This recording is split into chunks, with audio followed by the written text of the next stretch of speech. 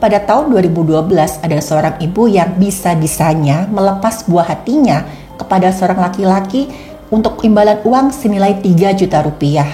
Sang ibu ini katanya melakukannya untuk membayar utang ke laki-laki tersebut. Pihak yang berwenang kemudian menemukan anak tersebut telah tiada dengan kondisi telah dinodai. Ini kejadian yang terjadi di negara Paman Sam. Saya berharap teman-teman di sini menyimak video ini dengan seksama agar dapat dijadikan kewaspadaan khususnya untuk buah hati kita. Gas, langsung kita simak.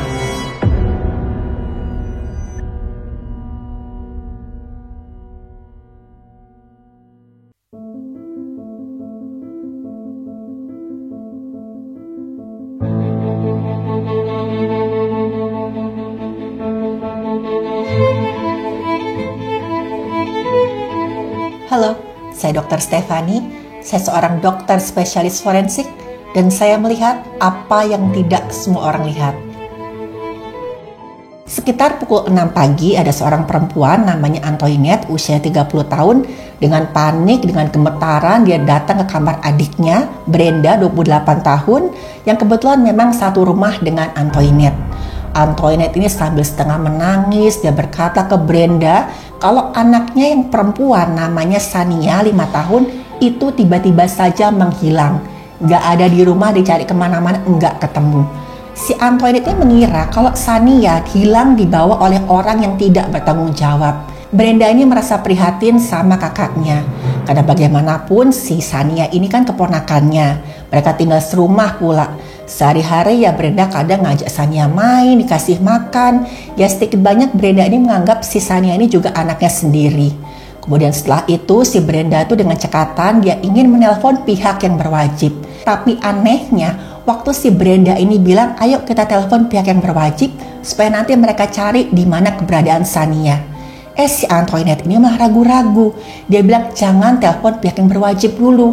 Saya takut jangan-jangan sebenarnya orang yang bawa pergi Sania ini tidak bermaksud jahat. Aneh ya. Nanti misalkan kita melapor ke pihak yang berwajib, si orang ini malah menyakiti Sania. Si Brenda ini juga agak-agak heran kok alasannya aneh ya.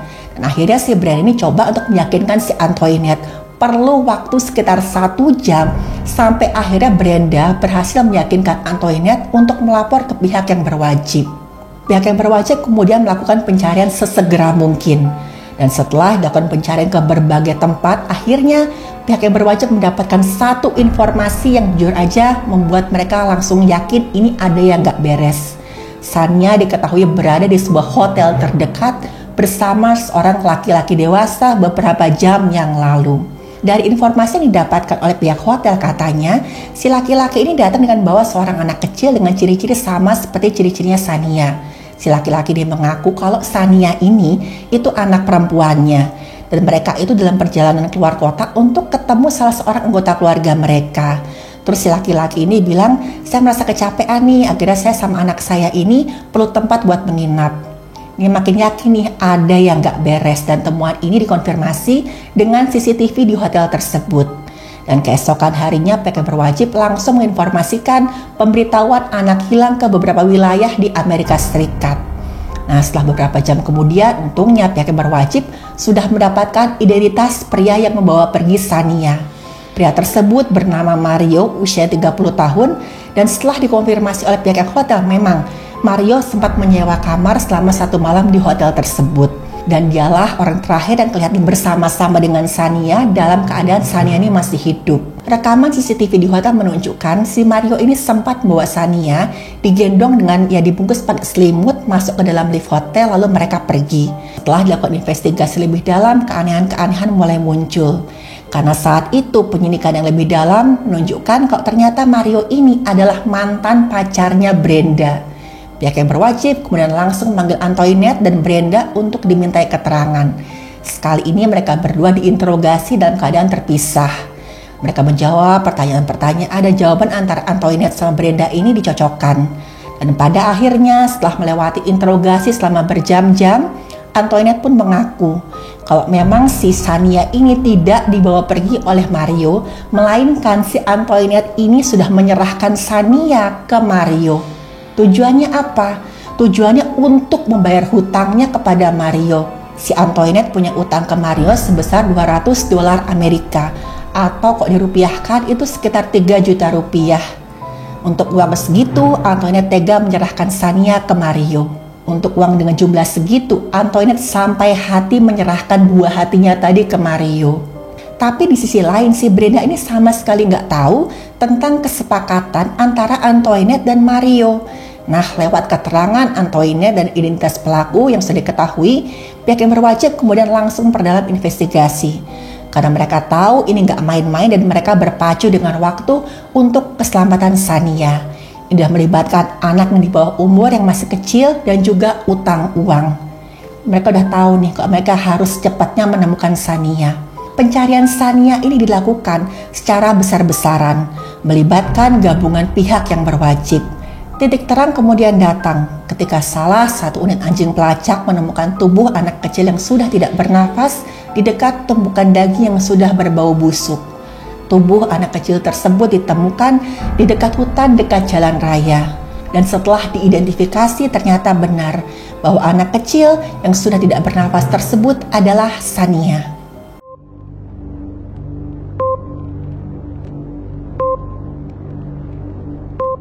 Otopsi terhadap tubuh Shania ini dilakukan oleh Dr. Thomas Clark, kepala bagian forensik di Carolina Utara.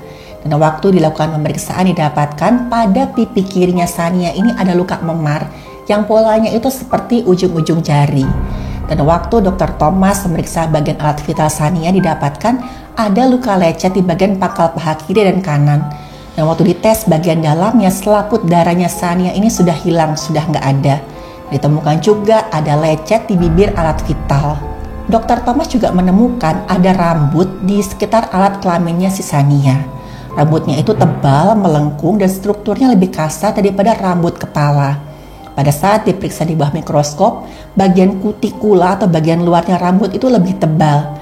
Strukturnya sama dengan rambut kemaluan. Padahal Shania ini usianya masih 5 tahun. Sudah pasti belum ada tanda-tanda pubertas. Udah jelas sekali kok rambut kemaluan yang ada di tubuh Shania berasal dari orang lain. Rambut tersebut kemudian dianalisis untuk pemeriksaan DNA. Dan waktu dilihat DNA-nya terkonfirmasi kromosomnya itu XY. Ini berasal dari seorang laki-laki. Dan saat dianalisis DNA-nya ternyata cocok dengan DNA-nya Mario. Waktu tubuh Shania ini diotopsi didapatkan ada pembekakan di paru-paru dan juga di organ-organ lainnya. Selain itu juga ada infeksi pada paru-paru dan perdarahan di sepanjang saluran nafas. Kata Dr. Thomas ini disebabkan karena adanya ketidakseimbangan pada tekanan di pembuluh darah paru-paru. Ketika tekanan di pembuluh darah paru-paru ini meningkat, pasti akan ada cairan dan bocor ke saluran nafas bagian dalam. Nah, ini kok dihubungkan dengan memar yang ada di wajah Shania, itu memang polanya sesuai dengan kasus bekap. Dan Dr. Thomas tahu apa yang sudah terjadi pada tubuh Shania. Jadi saat itu ada yang membekap wajah Shania, dan waktu Shania ini mulai kehabisan nafas, kan saluran nafasnya tersumbat. Shania ini awalnya berusaha untuk bernapas lebih cepat lagi. Dia tarik nafas dalam-dalam dan saat itu tuh jantungnya juga memompa lebih keras, tekanan darahnya meningkat. Tapi lama-lama tuh tubuhnya makin gak kuat karena bagaimanapun juga Shania ini masih kecil. Dan waktu tekanan darahnya ini meningkat, denyut jantungnya ini juga semakin cepat. Itu lama-lama tuh pembuluh darah parunya Shania tuh bocor karena tekanan darahnya meningkat di situ juga. Dan cairan pun masuk ke saluran nafasnya Shania. Terjadi juga pembengkakan di paru-paru dan juga di organ-organ lainnya. Dan Dr. Thomas kemudian menetapkan kalau memang sebab kematian Shania ini adalah adanya penekanan benda dengan permukaan tumpul di bagian wajah yang mengakibatkan tersumbatnya jalan nafas sampai Shania ini mengalami asfiksia atau mati lemas. Dan saat itu bagian biologi forensik menerima beberapa sampel antara lain pakaian dalamnya Shania, baju kaosnya Shania yang ada bercak warna kemerahan udah mulai kecoklatan di bagian belakang sisi bawah, ada juga spray dan selimut. Nah, mereka mesti ngelihat nih apakah bercak-bercak yang ada di pakaian-pakaian ini, di kain ini tuh adalah darah. Mereka melakukan uji Kesselmeyer untuk memastikan kalau bercak yang ada di baju, celana dalam, spray dan selimut tadi adalah memang darah. Jadi awalnya itu uji ini menggunakan semacam larutan atau reagen yang nanti akan bereaksi dengan zat merah pada darah atau disebut juga hemoglobin. Nah, larutan ini warnanya bening, tapi begitu dia kena hemoglobin, maka larutan ini akan menimbulkan warna merah muda. Misalkan warnanya berubah jadi merah muda, berarti itu memang darah. Dan uji ini adalah salah satu cara untuk mendeteksi darah secara sederhana dan cepat. Kalau misalkan teman-teman melihat film seri investigasi kriminal, kan ada tuh kadang-kadang misalkan ada spray atau kain atau apa disemprotin semacam cairan, terus atau warnanya berubah jadi merah muda. Terus nanti investigatornya bilang, ya ini ada darah. Nah itu namanya uji Kastle-Meyer. Pada kasus Shania, semua sampel ini positif mengandung darah. Dan setelah dilakukan uji DNA, di semua sampel tersebut tuh cocok dengan darahnya Shania, DNA-nya sama. Dan darah Shania juga ditemukan di alat vital, lubang pembuangan BAB, dan mulut Shania. Dan semua data ini secara jelas menunjukkan kalau telah terjadi perbuatan tidak senonoh terhadap Shania.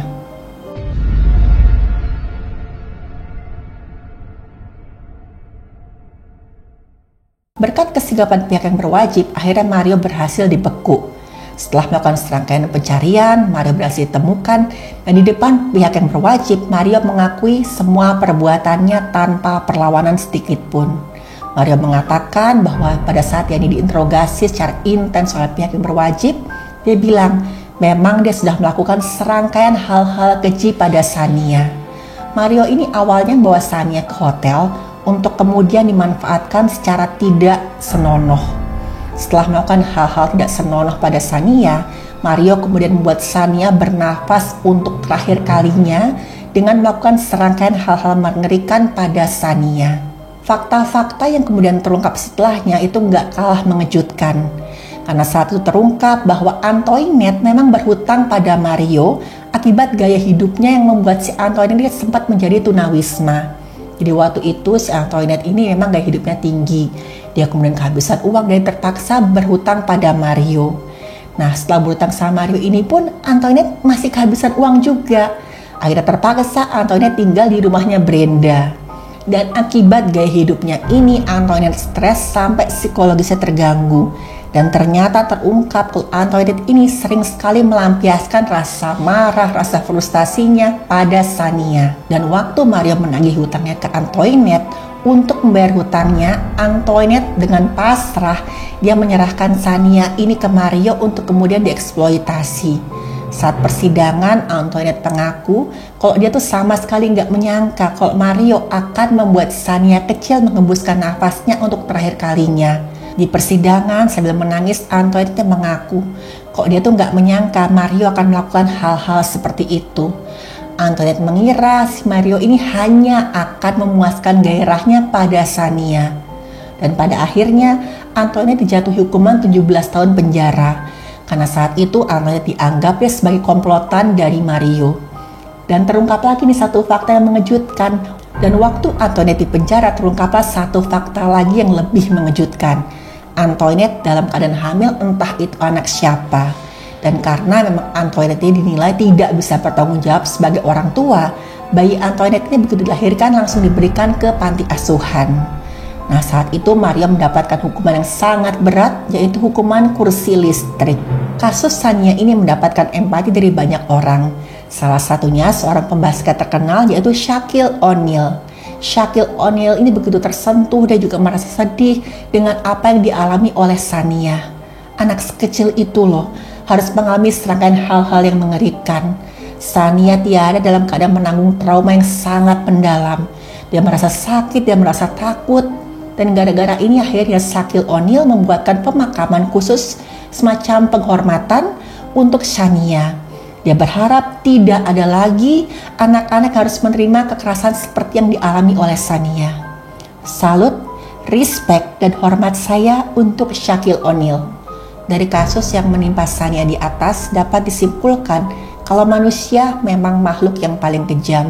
Seorang ibu bisa berubah jadi sosok yang sangat buas sampai membahayakan buah hatinya.